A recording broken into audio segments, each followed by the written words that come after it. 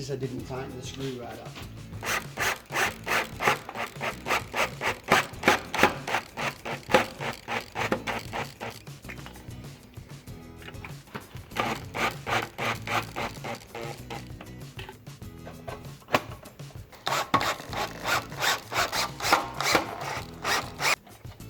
Flip it over.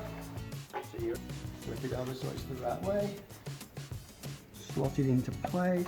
You've got to make sure that you get up into this slot over here.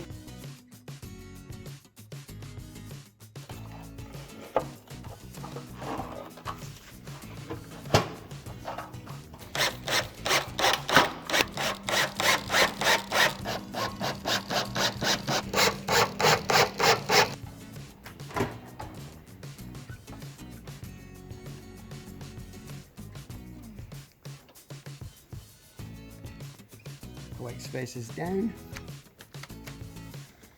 pop it in one corner, run along with your fingernail.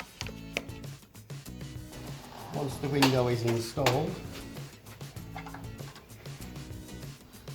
take a blade,